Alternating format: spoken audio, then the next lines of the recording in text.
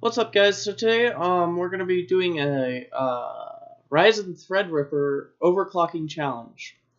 So basically, my goal is to take one of every Ryzen CPU that PC Building Simulator has. At least for first gen. We might cut it down for second gen. I don't know yet. Well, actually, I shouldn't say that because I do know. I didn't really want to record this audio live because I just was kind of having some fun messing around, and so I'm actually doing this with a voiceover. But so we're just gonna do the low end second gen Threadripper and then the very high end second gen Threadripper. So basically the goal is going to be to see how high we can overclock the Threadripper processor, and basically the way I'm going to be comparing them is with their 3D Mark scores. So for 3D Mark scores, I have a list here of what we got with each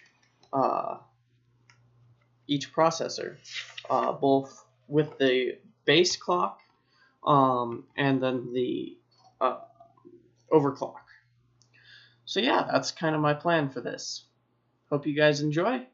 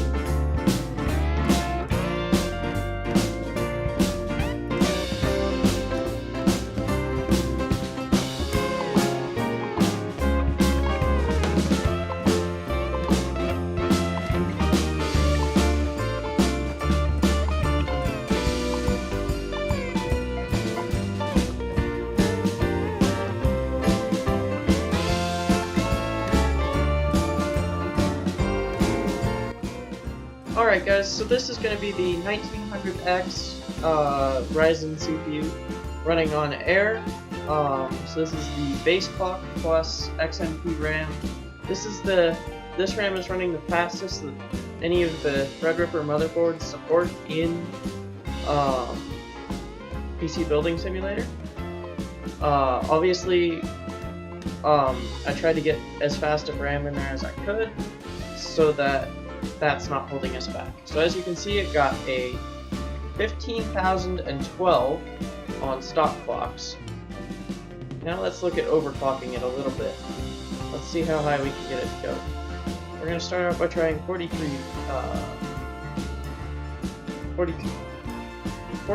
gigahertz rather. And that didn't work, so let's try something a little bit lower. So we're going to try 4.15 gigahertz. Still running into that blue screen. So I realized as I'm editing it that I didn't actually turn up the voltage at all. So I'm wondering if that was part of my problem. Could have been just it was just an oversight by me, so my apologies for that. Now we're running 3D Mark. It looks like it's going to go through. Now obviously this footage is sped up. I'm running it on time-lapse just because that way it won't be an hour-and-a-half long video, because that's like how long I recorded it for. We're going to move some of the cases I have and pull out another Corsair case, so that way we can have the same case for our water-cooled setup. Same power supply, same motherboard. We're going to do the same fans as well. And I believe the same... I put in the same RAM. Yeah, I did. So let's see how this test goes. Well, once I finish assembling the computer.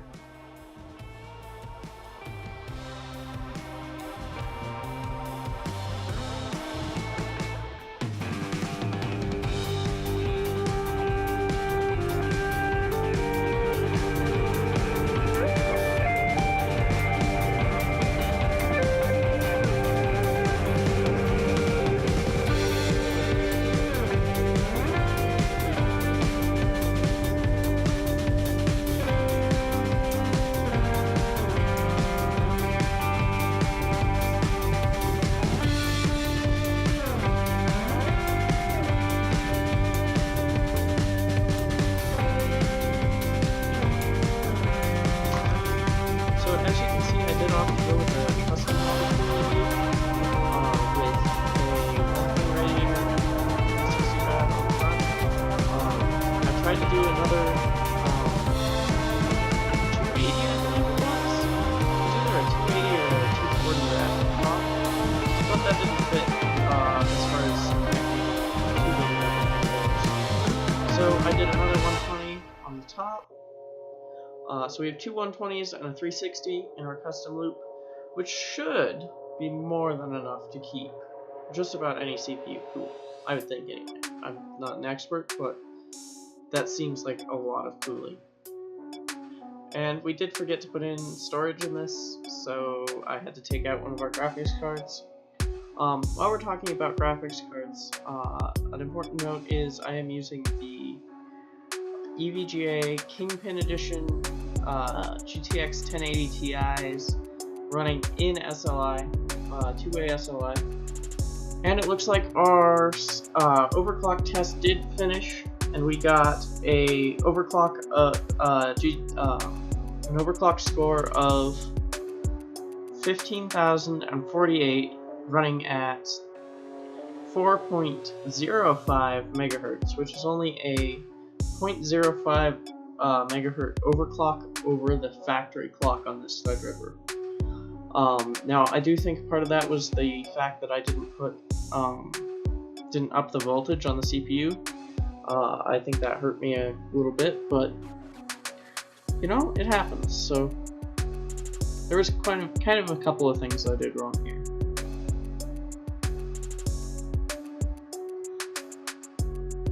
So we have Time Spy running on our base clock on water cooling, which is going to turn out to be the same as the base clock on air, which makes sense because water and air are both sufficient for keeping the CPU cool on stock clocks.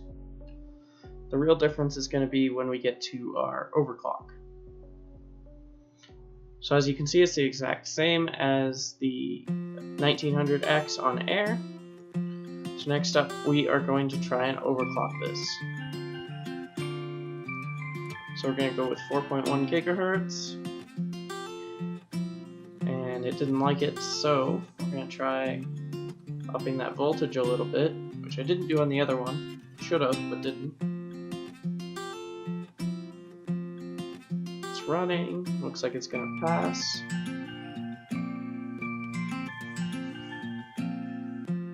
I really wish I could speed this up in real life too, because it took a lot of watching 3D Mark run to make this video.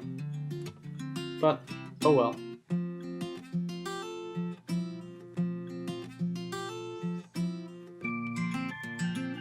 And we got a 3D Mark score of 15,084, which is a little bit higher. We were running a little bit higher speed.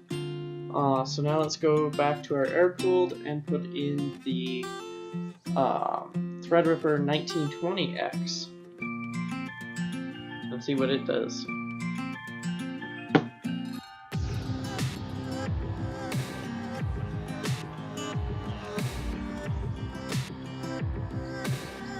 Now I'm using the Hyper 212 Evo CPU cooler. I was going to use a little bit bigger cooler, but it doesn't fit with the RAM I have in there. So that's why we will put that cooler for our air-cooled test.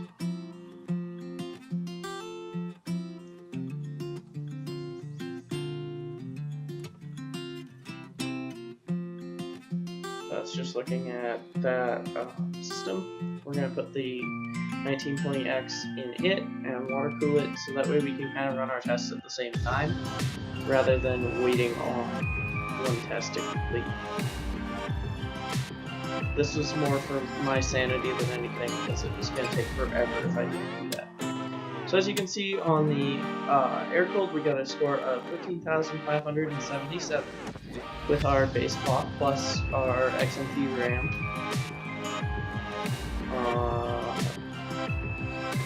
So it looks like now we're running it on water-cooled. We're going to go in here and overclock. 4.1. I did up the voltage this time on the air-cooled one. So yeah.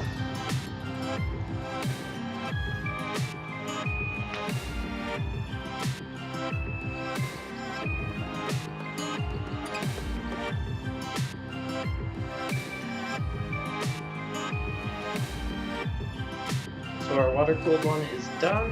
It's base run. No surprises there, I don't believe. We did get the same speed again. So as you can see, it is 15,577, just like the air-cooled variant. Next we will try overclocking the water-cooled, I believe. Nope, we're going to go back to our air-cooled. So we got 15,593 for our first overclocking test at 4.1 gigahertz on the 1920X air cooled. So let's see what we can get with a little bit higher of an overclock. I did watch a little bit just to make sure that they don't blue screen right away. So we did go to 4.15 on our water cooled. And we're also at 4.15 on our air cooled.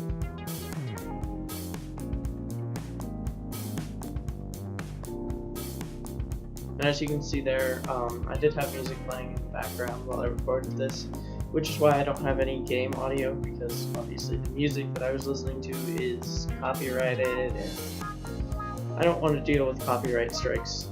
That's the other main reason I'm doing a voiceover for all of this.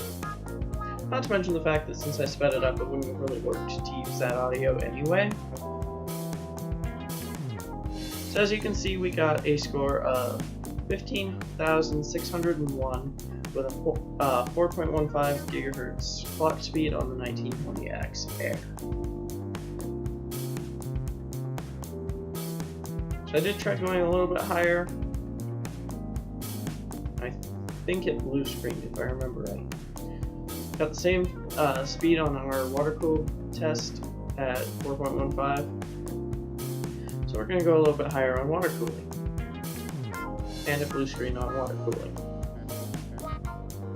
at 4.2.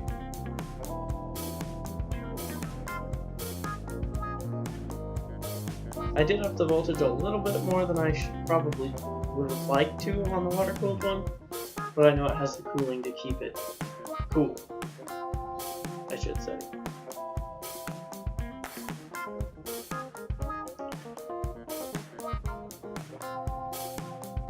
We did end up getting a little bit lower score on both of our tests running at a higher speed, and I think that's due to the fact that the CPU is just thermal throttling that much when it gets that warm with that high clock and high voltage setup. It's just too warm for it to keep running normally, so it's going to throttle your clock speeds significantly enough to reduce your 3D Mark score below the base clock speed.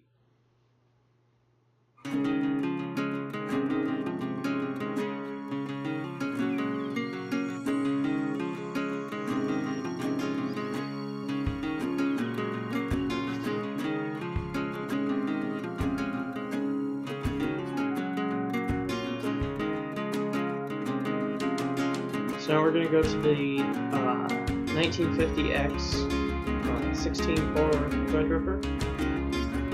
First gen Threadripper, I should say.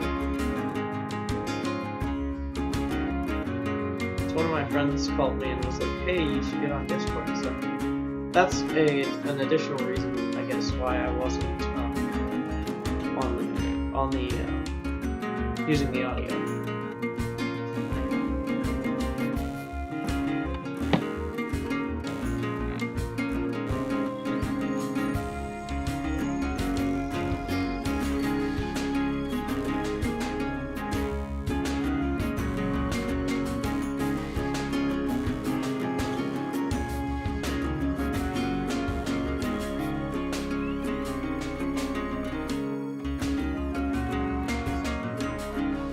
So just for the sake of keeping this video short, I'm going to go over the clock speeds, or not the clock speeds, well, yeah, I guess the clock speeds, the speeds, and the results I got for the rest of my overclocking challenge here. So for the 1950X Air, base clock we got 15,764. Then we were able to overclock that to 4.1 gigahertz, and we got 15,797. Not a huge improvement, but not bad either. For our water-cooled 1950X, we got a base score of 15,094. So I think what happened here was my RAM overclock or XMP setup got turned off on that motherboard. So that's why those scores are lower. We did overclock it the same and got a result of 15,138. Going into second gen Threadripper, we got a score of, on the 2920X, we got a base score of 15,776. We were able to overclock it to 4.4 gigahertz and got 15,777. Not a huge improvement there. Water cooled, we got the exact same numbers with the same overclock. For the high-end second gen Threadripper, the 2990 WX air cooled, we got a base score of 16,048. And then our overclock was 4.3 gigahertz. And on air that score dropped to 6,404, again due to thermal throttling. On water cooled we had the same base, we were able to overclock it to 4.3 gigahertz just like our air cooled. We got a score of 16,078, so pretty decent improvement, not great but not bad either. Then we overclocked it to 4.375 gigahertz and got a score of 16,100. So that's kind of where we're at with that. I'm gonna leave the rest of the footage in here if you guys really want to watch it. But at the same time, I just told you all the numbers you're gonna get from it, so you don't have to. That's just gonna make editing this a lot less time consuming. It's going to make watching it a lot less time consuming if you don't really want to watch it all the way through. So basically I'm going to end the video off here. If you liked it, leave a like down below. If you didn't like it, well, then you can dislike it. And if you want to, go ahead and subscribe. I haven't posted a video in quite some time. Mainly due to time constraints with school and work and all of that. So I'll try to get videos out when I can. I don't know when the next one's coming though. Soon, hopefully. So anyway, thanks for watching guys, I hope you enjoyed.